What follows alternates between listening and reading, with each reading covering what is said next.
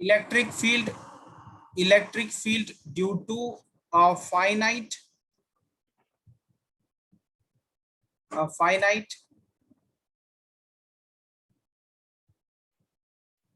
line charge, finite line charge.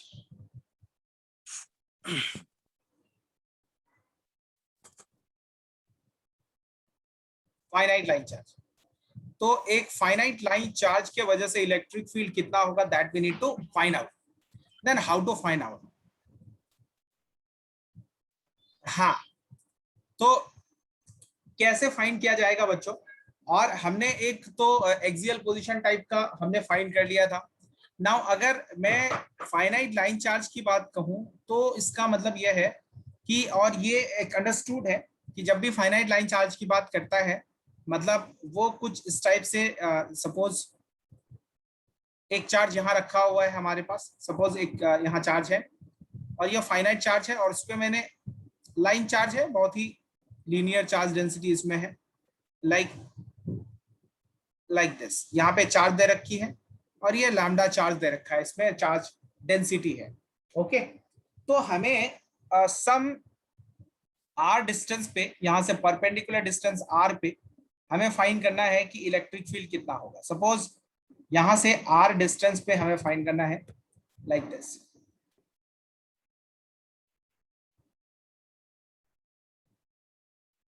इस वाले point P पे what we need to find out is electric field due to this. तो obviously इसके वजह से, और ये आर डिस्टेंस पे है मान लो, तो हमें इलेक्ट्रिक फील्ड फाइंड करना है. तो कैसे फाइंड करेंगे सर? ठीक है ना. अब अगर इस पॉइंट से इस पॉइंट की बात करो तो यहां पे इस पूरे चार्ज के वजह से इलेक्ट्रिक फील्ड मिलेगा. लेकिन सर ये तो पॉइंट चार्ज नहीं है, हमें तो फॉर्मूला पॉइंट चार्ज का पता है. इसका मतलब हमें क्या करना पड़ेगा, इंटीग्रेशन यूज करना पड़ेगा, राइट. हमें क्या यूज करना पड़ेगा, हमें इंटीग्रेशन यूज करना पड़ेगा यहाँ पे. ठीक है, तो बच्चों इसका डेरिवेशन देखो, इसका एंड रिजल्ट ही हमारे लिए इंपॉर्टेंट है, बट आपको डेरिवेशन भी इसका आना चाहिए कि सर कैसे, हाउ टू डेराइव इट, कि कैसे सर यहां से आपने फाइंड किया. अदरवाइज मैं तो डायरेक्टली इसका रिजल्ट लिख देता तो रिजल्ट से भी हमारा काम हो जाता. लेकिन सर रिजल्ट लिखने से बहुत सारी चीजें हमें समझ नहीं आती है ना. तो रिजल्ट तो न्यूमेरिकल में तो हमें रिजल्ट को यूज करना है, बट इसका जो भी कॉन्सेप्ट है उस कॉन्सेप्ट को समझना है, इसके डेरिवेशन को समझना है. तो फाइनाइट लाइन चार्ज हमने ले लिया, या इसको रॉड भी कहते हैं हम लोग. अब बच्चों एक बताओ, अगर मुझे यहाँ पे फील्ड फाइंड करना है तो मुझे एक छोटा सा चार्ज को कंसिडर करना पड़ेगा. तो मैंने क्या किया, यहां से y पे जाके, इस y डायरेक्शन पे जाके, इस जहां से perpendicular distance, here r is what, this r is the perpendicular distance, this r is perpendicular distance of that point from this rod या फिर this line charge. तो मैंने क्या किया, एक छोटा सा चार्ज यहाँ पे कंसिडर किया, इस dx चार्ज को कंसिडर किया, dq चार्ज. ये हमारा dq चार्ज है, dq चार्ज. और यहां से कितने डिस्टेंस पे जाके मैंने कंसिडर किया, ये y पे जाकर, ये y पे जाकर हमने, ऐसे कर लो जरा बेटर रहेगा, ब्लैक कलर, ये y पे जाकर मैंने क्या किया, इसको कंसिडर किया है ना. ये चार्ज डेंसिटी को मैं इधर लिख देता हूं. ये है y लेंथ, इस वाले पॉइंट से y डिस्टेंस पे, और ये है लैम्डा. और इसकी जो लेंथ है, इसकी लेंथ है हमारी कितनी है, ये dy लेंथ है, राइट. तो dq हम लोग फाइंड कर सकते हैं. अगर dq फाइंड करना हुआ तो dq कैसे फाइंड करेंगे सर, यहां से. ऑडियो नॉइज कर रहा है किसी का, तो ऑडियो ऑफ कर दो बच्चों, ठीक है. ओके, तो हाँ, तो यहां देखो, मुझे सर इस वाले dq चार्ज के वजह से यहाँ पे फील्ड फाइंड करना है पहले. और अगर dq चार्ज के वजह से फील्ड फाइंड हो जाती है तो हम लोग इसको इंटीग्रेट कर देंगे तो काम हो जाएगा. सबसे पहली बात ये देखो सर, इस dq चार्ज के लिए फील्ड का डायरेक्शन क्या हो. इस छोटा सा चार्ज जो मैंने dq कंसिडर किया है, इस dq चार्ज के वजह से हमारा फील्ड कितना होगा सर. फील्ड का डायरेक्शन क्या इधर के डायरेक्शन में होगा. दिस इज छोटा सा चार्ज के लिए जब हम लिखते हैं तो इसको हम कहते हैं डीई, इसको कहते हैं डीई, राइट। तो पहले डीक्यू लिख लेता हूं मैं यहाँ पे। Sir this D Q can be written as lambda into D Y, तो हमें डीक्यू मिल गया। नाउ सर ये अगर आप इसको देखेंगे तो सर समथिंग यहाँ तो एंगल कवर कर रहा है, जैसे यहाँ देखो यहाँ से यहाँ तक लेकर कुछ एंगल कवर कर रहा है, इसका मतलब मैं एंगल के टर्म में भी चीजों को लिख सकता हूं, है ना। तो यहां से मैं क्या करता हूं कि सर ये वाला कहां से कहां तक, इसकी जो रेंज है वो कहां से कहां तक है। मान लो कि ये लाइक दिस, ठीक है ना, ये हमारा इधर के डायरेक्शन में है और ये बीटा एंगल नीचे है, राइट। अच्छा, और ऊपर कहां तक जा सकता है मैक्सिमम, ये मान लो कि ये वाला जो एंगल कवर कर रहा है, ये एंगल कवर कर रहा है अल्फा एंगल। सपोज यहां से यहां तक जो एंगल है, ये रोड जो है कहां से कहां तक फैला हुआ है, किस एंगुलर लेंथ तक फैला हुआ है, वो मैं लिख रहा हूं बेसिकली। तो मान लो कि यहां से यहां तक ये वाला है अल्फा तक, this is alpha, you can say, ये है हमारा अल्फा, ठीक है, और ये है बीटा। लेकिन ये जो dx मैंने कंसिडर किया dy लेंथ, तो मान लो कि ये वाला इससे थीटा लेंथ पे जाकर मैंने इसको कंसिडर किया। मान लो ये वाली जो एंगल है, मान लो ये थीटा है, ठीक है, suppose this is theta, right बच्चों। तो अब अगर यहां से देखा जाए, अगर चीजें देखी जाए, तो सर ये वाला डिस्टेंस कितना हो जाएगा, ये y है और ये r है, ठीक है ना, ये r कंसीडर कर सकते हो या फिर इसको आप dv कंसीडर कर सकते हो। तो सर ये वाला डिस्टेंस कितना हो जाएगा, ये वाला, है ना। तो सर क्या किया जाए, अच्छा इसको मैं r नहीं लेकर इसको मैं कैपिटल D ले लेता हूँ, स्मॉल d ले लेता हूँ, बेटर ये रहेगा। देखो क्यों ले रहा हूँ, क्योंकि फिर इसको मैं r कंसीडर करूंगा, ये मैं मान लेता हूं कि ये हमारा d है, d is the perpendicular distance, और इसको मैं मान लेता हूं r, ठीक है। तो अगर मैं इस de को लिखना चाहता हूं बच्चों, तो ये de हमारा कितना हो जाएगा, this small de can be written as, this de can be written as, देखो इसका एंड रिजल्ट हमारे लिए इंपॉर्टेंट है, बट ये सारी चीजें मैं डेरिवेशन के लिए बता रहा हूं। कितना हो जाएगा, के क्यू, मतलब k into D Q divided by are square, right. क्या यहां तक बात समझ में आई या नहीं आई, हाँ बोलो। Yes sir. यहां तक समझ में आई ना। ये Yes, मैंने डी क्यू sir. लिख दिया, मैंने डीई Yes, sir. छोटा सा डीई लिखा, लेकिन Yes, सोचो sir. Electric field is a vector quantity, electric field is a vector quantity. तो इसको जब मुझे इंटीग्रेट करना पड़ेगा, तो मुझे या तो सेम इंटीग्रेट करना पड़ेगा, मैं दो डायरेक्शन में तो इंटीग्रेट कर नहीं सकता, अगर करना भी चाहूँ तो अलग अलग करना पड़ेगा। एक कंपोनेंट इधर हो जाएंगे, है ना, एक कंपोनेंट देखो इसका x के डायरेक्शन में एक कंपोनेंट हो जाएगा बच्चों, x के डायरेक्शन में इसका इलेक्ट्रिक फील्ड का एक कंपोनेंट इधर हो जाएगा, और एक हाँ एक हो जाएगा इधर के डायरेक्शन में, इधर के डायरेक्शन में। अच्छा, अगर आप मुझे बताओ तो ये वाला कंपोनेंट क्या होगा, ये कंपोनेंट कौन सा होगा, कॉस थीटा वाला या साइन थीटा वाला। तो ये कंपोनेंट हो जाएगा डीई कॉस थीटा, और ये कंपोनेंट हो जाएगा डीई साइन, राइट। अच्छा, इधर भी अगर आप कंसीडर करोगे तो इधर से भी एक फील्ड होगा, तो ये एक दूसरे को कैंसिल आउट कर सकता है अगर ये सिमेट्रिक होगा। हमें इस फॉर्मूला से पता चलेगा कि ये सिमेट्रिक है या नहीं है। तो सर हमें जो फाइंड करना है, ये इसको कहते हैं हम लोग perpendicular, this is known as E perpendicular. अब बच्चों ये आपने, सर आपने यहाँ पे ई परपेंडिकुलर क्यों कंसीडर किया, आपने यहाँ पे एक्स और वाई क्यों कंसीडर नहीं किया।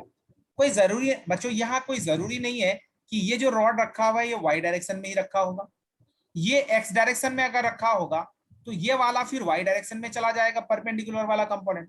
दैट्स व्हाई मैंने कहा कि रॉड के परपेंडिकुलर एक कंपोनेंट होगा और रॉड के पैरेलल एक कंपोनेंट होगा, ठीक है ना। तो दो कंपोनेंट्स इलेक्ट्रिक फील्ड के यहाँ पे मिलेंगे, राइट। अब मुझे यहाँ पे डी क्यू मिल चुका है, इस डीई मिल चुका है, तो इस डीई को मैं आगे भी बढ़ा देता हूँ थोड़ा सा, और आर की वैल्यू अगर यहाँ पे लिखोगे तो this R can be written as, R कितना हो जाएगा हमारे पास। अच्छा, ये आर को मैं कुछ इस टाइप से लिख लेता हूं, ये आर को मैं बाद में लिखता हूं, थीटा के टर्म में लिखूंगा।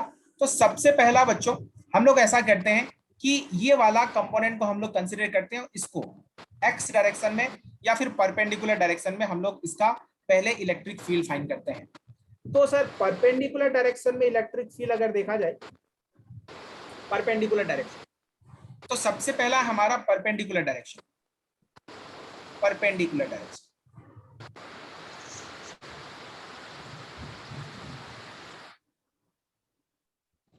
Direction, perpendicular direction. तो परपेंडिकुलर डायरेक्शन में अगर मुझे देखना है तो इलेक्ट्रिक फील्ड हमारा ई एक्स या फिर ई परपेंडिकुलर, ई परपेंडिकुलर कितना हो जाएगा बच्चों, ये डी ई कॉस थीटा है हमारा, डी ई कॉस थीटा का इंटीग्रेशन, यही लिखना पड़ेगा। माइक जरा सा, माइक और ऑन रह गया है, ठीक है। हाँ, तो यहां से हमें ये परपेंडिकुलर डायरेक्शन पे मैंने इलेक्ट्रिक फील्ड लिख दिया, और क्योंकि छोटा सा फील्ड था तो मुझे इसको इंटीग्रेट करना पड़ेगा। और बच्चों एक और बात, अभी लिमिट पुट करने से पहले मैं एक चीज और यहाँ पे लिख देता हूं पहले, ताकि समझ में आ जाए कि लिमिट किसका पुट करना है, सर कौन सा लिमिट पुट करना है। तो पहले मैं यहाँ पे डी ई जो लिखा था D Q divided by are square लिख देता हूं। तो सर यहाँ पे जब लिखोगे D Q K D Q divided by are square, है ना, R square into cos theta. अब बात यहां आती है सर ये आर भी वेरिएबल है, राइट बच्चों, यहां देखो। अब प्रॉब्लम यहां पे ये है कि सर ये आर भी वेरिएबल है और थीटा भी वेरिएबल है, क्या मैं इसको इंटीग्रेट कर सकता हूं? क्या ऐसा इंटीग्रेशन आपने पढ़ा है कभी? सर दो वेरिएबल को इंटीग्रेट करना तो हमें आता नहीं है, हमने जो भी इंटीग्रेशन पढ़ा है वो एक ही वेरिएबल का इंटीग्रेशन पढ़ा है, एक ही वेरिएबल को इंटीग्रेट करना आता है हमें। तो सबसे पहला हमें क्या करना पड़ेगा, सर या तो आर को थीटा के टर्म में लिखो या थीटा को आर के टर्म में लिखो। तो क्योंकि मैंने कंसीडर ही यहां किया है अल्फा से बीटा वाला रेंज, इसका मतलब मुझे इसको थीटा में कन्वर्ट करना पड़ेगा। बच्चों स्क्रीन अटक रहा है क्या किसी का? नो सर, इमरान नहीं कह रहा सर, है अटक रहा है। हाँ बोलो, नहीं ना बारिश नहीं। बच्चों एक्चुअली ना क्या है ना, जिनका भी स्क्रीन अटक रहा है वो नेटवर्क का इशू है, वो नेटवर्क के इशू की वजह से हो रहा है। मेरे यहाँ तो ठीक है, बाकी लोगों को नहीं हो रही है, तो इसका मतलब वो आपके वहां पे नेटवर्क का इशू है। अगर ऐसा हो रहा है तो आप एक बार दोबारा से लॉगिन कर देखिए, वो मेरे ख्याल से सही होना चाहिए, अदरवाइज फिर आपको वीडियो देखना पड़ेगा, ठीक है। और डाउट होगा तो आप फिर यस सर। ओके। तो यहाँ पे देखो बच्चों, तो डी क्यू में और आर को लिखता हूं, तो सर डी क्यू की वैल्यू तो मैंने लैम्डा डी वाई लिखी है, लैम्डा डी वाई, तो यहाँ पे मैं एक बार डी क्यू की वैल्यू लिख देता हूं। बच्चों ये आपको बोर्ड्स में इसका डेरिवेशन पूछा जा सकता है, इसलिए मैं डेरिवेशन बता रहा हूं, है ना। ये मत समझ ला कि ये डेरिवेशन नीट में पूछा जाएगा, नहीं बिल्कुल नहीं, नीट में डेरिवेशन नहीं पूछा जाएगा।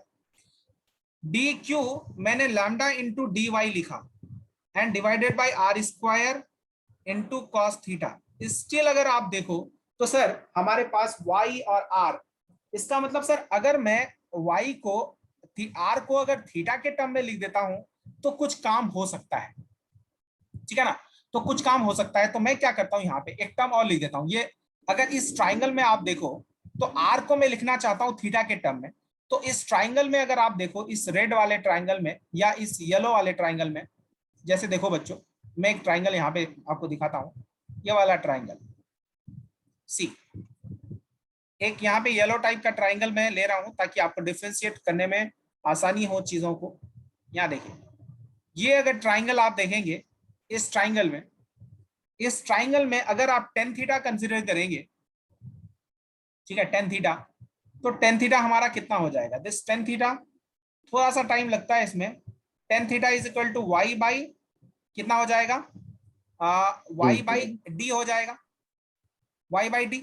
या फिर आप ऐसा करो, हाँ ठीक है, हाँ tan theta Y by D cos theta sir, हाँ हाँ कॉस थीटा लेने से आर आ जाएगा, ठीक है, आर आ जाएगा। की जरूरत पड़ेगी। चलो पहले मैं कॉस थीटा ले लेता हूँ। कॉस थीटा अगर ले लोगे तो cos थीटा कितना हो जाएगा बच्चों, y by r, D D by R, D by R d होगा। Upon r, sorry cos theta d upon r हो जाएगा। तो इसका मतलब r is equal to d sec theta हो जाएगा, d sec थीटा, ठीक है। लेकिन बच्चों एक टर्म हमारा, क्योंकि मैं थीटा के टर्म में लेना चाह रहा हूं और ये dy का भी टर्म आ रहा है ना, dy का टर्म, तो एक चीज और ले लेता हूं मैं यहाँ पे, अगर tan थीटा में लेता हूं, अगेन सारे टर्म को कन्वर्ट करने के बाद यहाँ पे देखो, again tan theta is equal to मैं y बाई r लिख सकता हूं, है ना। तो y इज इक्वल टू कितना हो जाएगा, r tan थीटा। तो सर मुझे अगर सिर्फ थीटा के टर्म में अगर कन्वर्ट करना है तो मुझे r को भी कन्वर्ट करना पड़ेगा और dy को भी कन्वर्ट करना पड़ेगा। तो मैं एक काम करता हूं, यहाँ से इसको मैं dy लिख लेता हूं, एंड dy अगर लिखोगे तो ये कितना हो जाएगा, r into sec tan theta का इंटीग्रेशन, tan थीटा का डिफरेंशिएशन कितना होता है बच्चों, tan थीटा का r into sec square theta d, sec square theta, है ना। D theta. तो ये वाली बात है, यहाँ तक हमने देख लिया। अब हमें इन वैल्यूज को पुट करना है। देखो इन वैल्यूज को पुट करना, आर की वैल्यू पुट करो और dy की वैल्यू पुट करो, ओनली थीटा के टर्म में चीजें मिल जाएंगी। देखो बच्चों आपको एकदम घबराना नहीं है, यहाँ देखिए नाउ अगर यहाँ पे आप पुट करो सारी वैल्यूज को, अगर समझ में नहीं आएगा तो मैं दोबारा समझा दूंगा, बस थोड़ा सा पेशेंस रखें, हल्का सा पेशेंस रखेंगे तो समझ में आ जाएगी चीजें। तो ई परपेंडिकुलर अगर देखोगे बच्चों, तो मैं यहाँ पे K lambda into D Y की वैल्यू मैंने क्या लिखी sir, R sec square theta D theta, R sec square theta D theta divided by, बच्चों देखो आर स्क्वायर हमारा फॉर्मूला में है आर स्क्वायर, है ना, आर स्क्वायर, राइट। तो आर स्क्वायर हमने क्या फाइंड किया है, यहाँ पे आर क्या फाइंड किया, देखो डी सेक थीटा, देखो सेक थीटा के टर्म में दोनों आ रहा है, इसका मतलब आर स्क्वायर यहाँ पे, हाँ this term can be written as,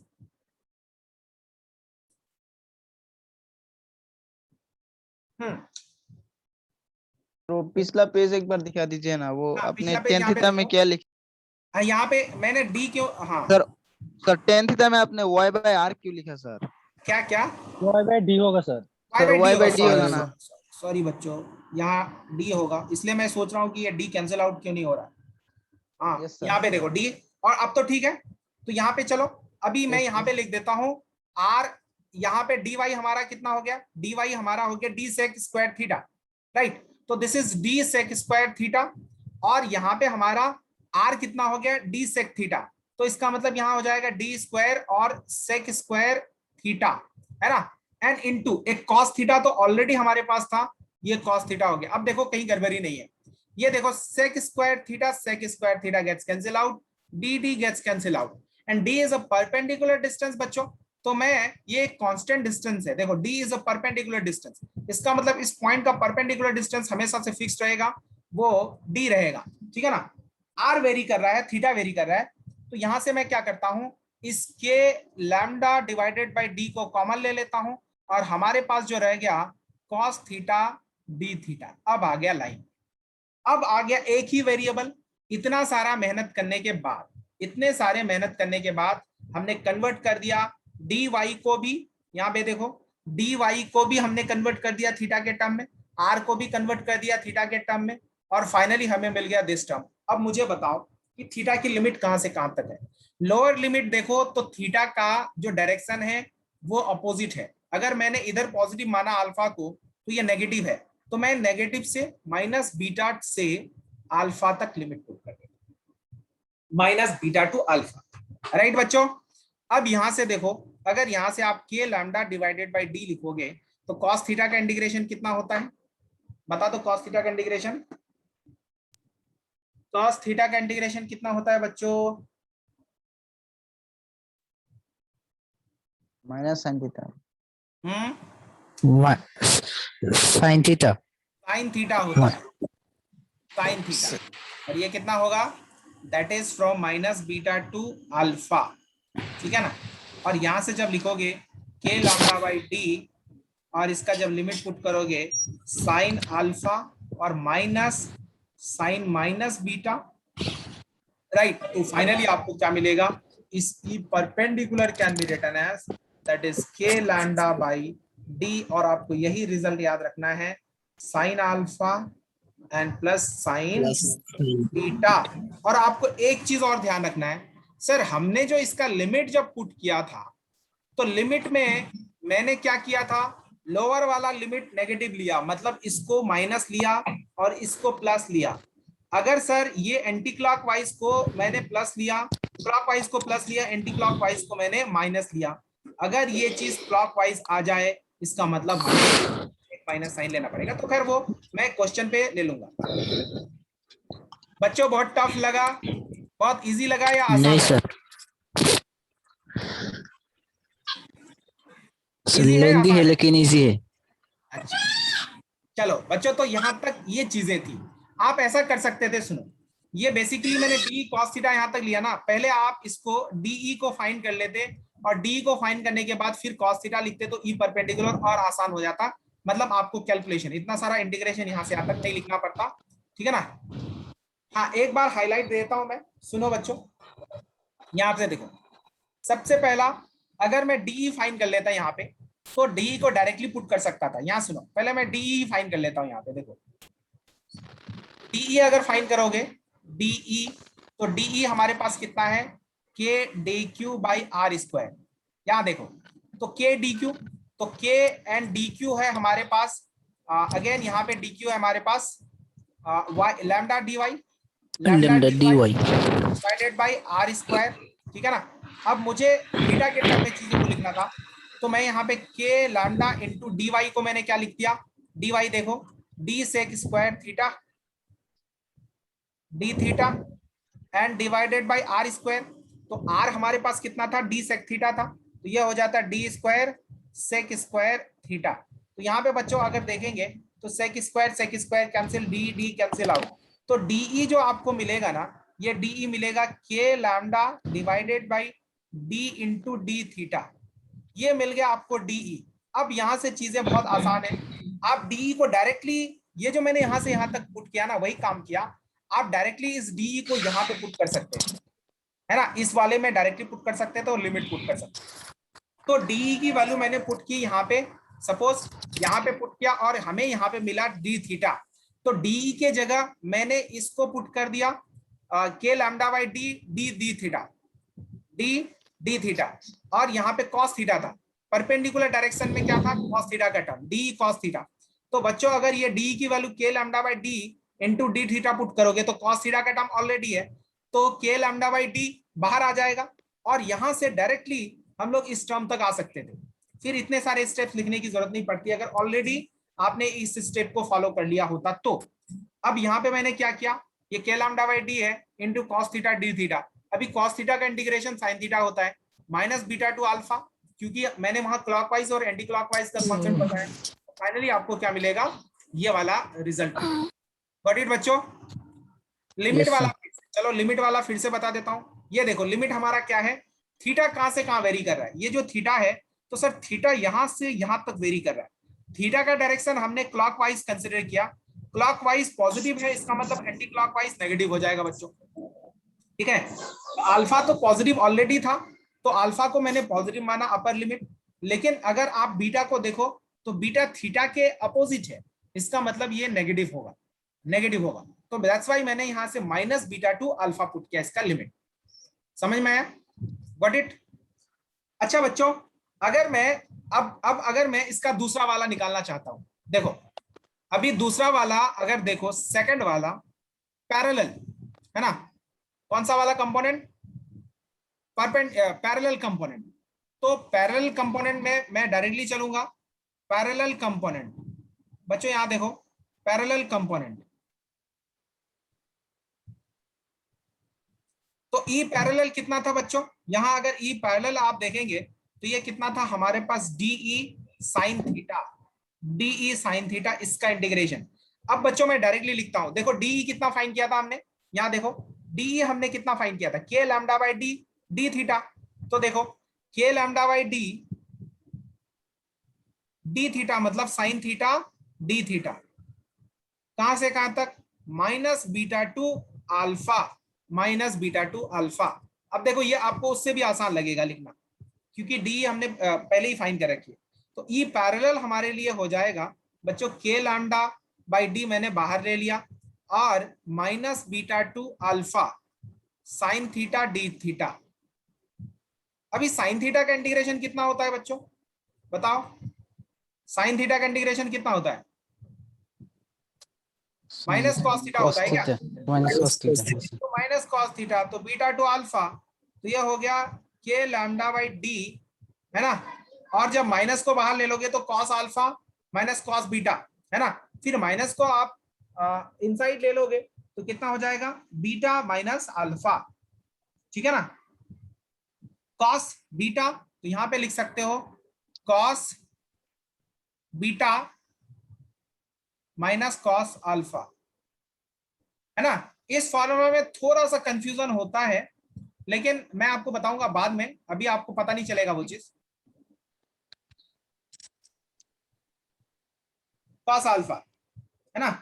बोलो बच्चों, सही लिखा है नहीं माइनस लिखा? बीटा होगा ना? कौन सा वाला? सर फिर से कौन सा? सर ये वाला? लास्ट लास्ट लाइन लास्ट वाला? अच्छा लास्ट वाला, लास्ट लाइन सर। अच्छा ठीक है, हाँ, लास्ट लाइन में दोबारा इसको पूरा पुट कर बता देता हूँ।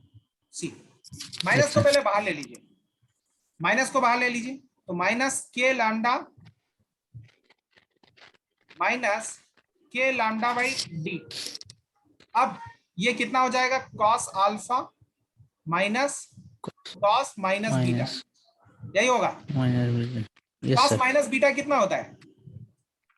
cos beta cos cos beta, beta है ना। तो यहां से कितना हो Yes. जाएगा? माइनस के lambda by d into cos cos beta alpha minus cos beta, right.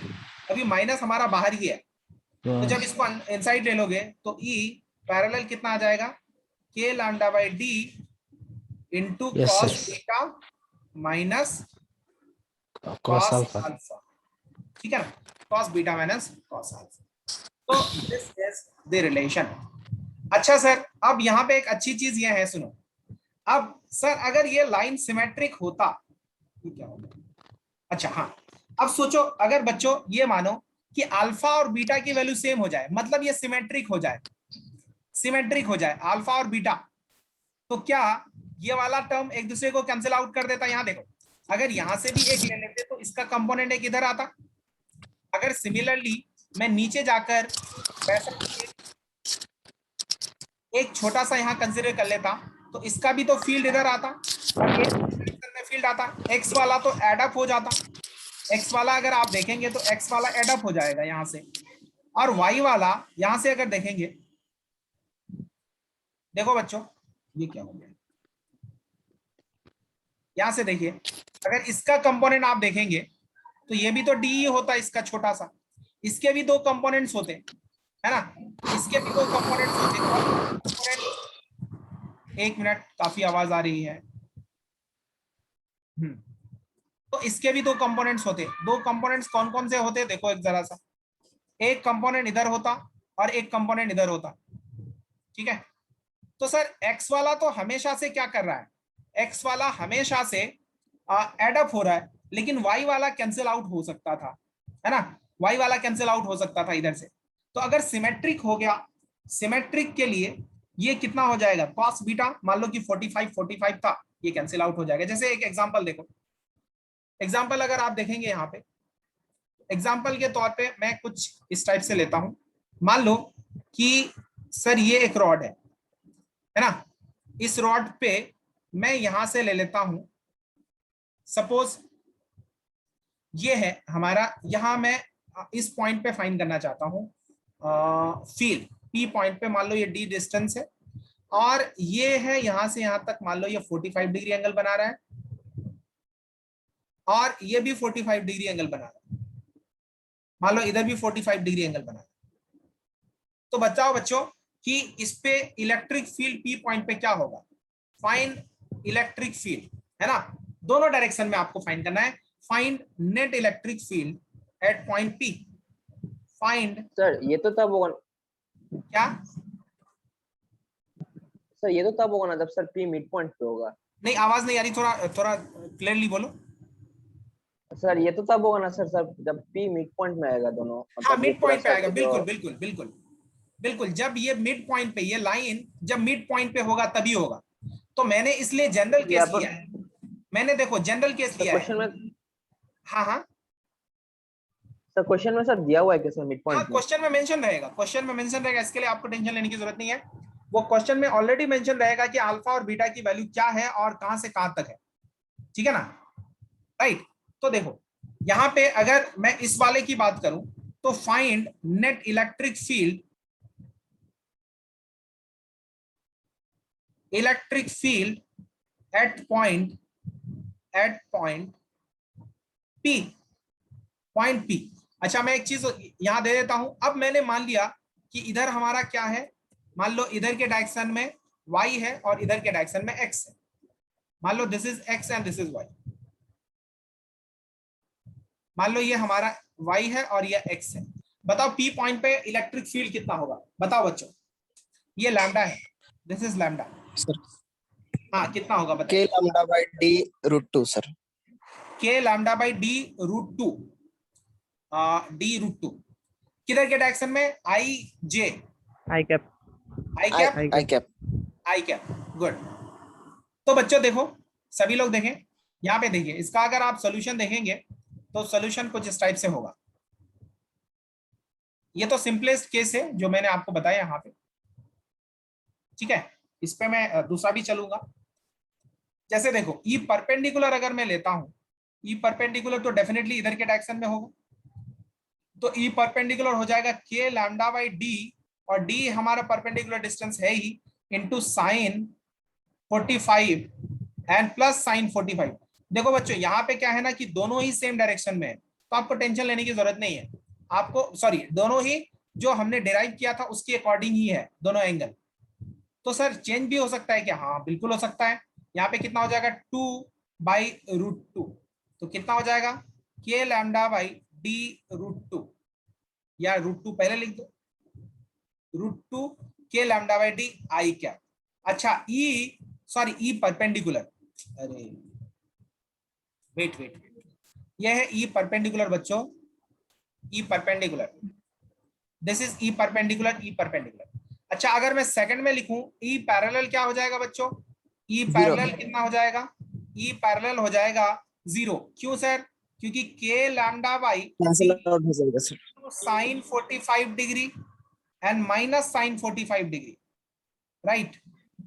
तो दिस बिकम्स 0, तो पैरेलल हो गया बच्चों 0, और परपेंडिकुलर हो गया, परपेंडिकुलर हो गया √2 के lambda by D I. Sir cos 45 था शायद। कौन सा आएगा? मैंने नाश्ता नहीं किया, मेरा आज क्या हो रहा है, कॉस है, ठीक है, इसमें कॉस है, फॉर्मूला में दिस वाज कॉस, तो इसलिए ये क्या है हमारा 0 है, राइट। अच्छा अब बच्चों इसमें मैं स्पेशल केसेस बताऊंगा, स्पेशल केस बताने से पहले एक क्वेश्चन और लेता हूं मैं, ठीक है ना। अब देखिए, अब इस क्वेश्चन को ध्यान से देखिएगा। सपोज हमारे पास एक रॉड रखा हुआ है, एक रॉड है लाइक दिस, ठीक है, बहुत नॉइस है। ऐसा है। अब सुनिए, माइक माइक। हाँ एक मिनट, अब सुनिए बच्चा, सभी बच्चे लोग सुनेंगे। यहाँ पे देखिए, अभी सर पॉइंट पी हमारा कहाँ रखा हुआ है, यहाँ पे रखा हुआ है, ठीक है ना, पॉइंट पी यहाँ पे है, और मैंने यहां से ये देखो, मान लो ये वाला है और ये वाला, ठीक है, सी ये वाला पॉइंट है हमारे पास, जो रॉड रखा हुआ है या ये रखा हुआ है लाइक दिस, ठीक है। मैंने डॉटेड नहीं दिखाया क्योंकि डॉटेड मैंने दिखा नहीं पाया क्योंकि उसमें लाइन इधर उधर चला जा रहा है। ये हमारा है, मान लो ये वाला है और ये वाला है, दो एंगल है, ठीक है। ये हो जाएगा हमारा, सपोज ये 60 डिग्री है और ये 30 डिग्री, ठीक है ना, और ये परपेंडिकुलर डिस्टेंस d है। Find electric field, find electric field, net electric field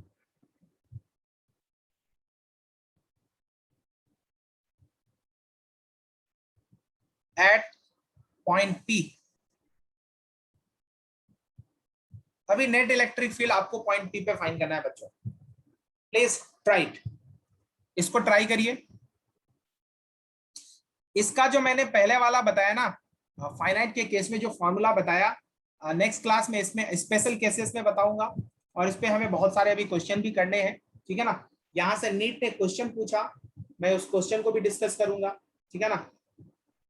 actually वो भी मेरे क्लास नोट से ही क्वेश्चन था, लेकिन क्लास नोट्स में मैंने जो करवाया था थोड़ा टफ ही करवाया था, और जो नीट ने पूछा वो इजी वाला पूछा था, ये 2019 में पूछा था आई थिंक, ठीक है। सर शायद के लैम्डा बाय डी √3 - 1/2। के लैम्डा बाई डी √3 - 1/2, हाँ 2D, ठीक है, करेक्ट है। ये कौन सा वाला है? कंपोनेंट परपेंडिकुलर वाला। पैरेलल वाला भी तो आएगा बच्चों, पैरेलल वाला भी केस आएगा, क्योंकि पैरेलल तो 0 होगा नहीं यहाँ पे, है ना। चलो बच्चों, एक तो आप तो परपेंडिकुलर फाइंड कर लेंगे, पैरेलल वाला भी फाइंड करना, ये मैं आपको HW देता हूं। नेक्स्ट क्लास में इसमें हमें और भी बहुत सारे क्वेश्चंस करने हैं, स्पेशल केसेस भी करने हैं, फिर हम लोग चलेंगे रिंग वगैरह में, सर्कुलर चार्ज वाले में, राइट। फिर ये वाला हमारा ऑलमोस्ट ये वाला हो जाएगा, तो उसके बाद फिर हम लोग चलेंगे गॉस लॉ में, लेकिन गॉस लॉ हम लोग बाद में देखेंगे, उससे पहले डाइपोल देखेंगे, राइट। अच्छा, मैं इसका PDF डाउनलोड मान लेता हूँ पहले। सर नेट आएगा सर के लैम्डा बाय डी 1 + √3/√2। कौन सा वाला, कौन सा वाला सर नेट आएगा? नेट कितना आएगा? नेट तो आई और जे के टर्म में आपको लिखना पड़ेगा बच्चे।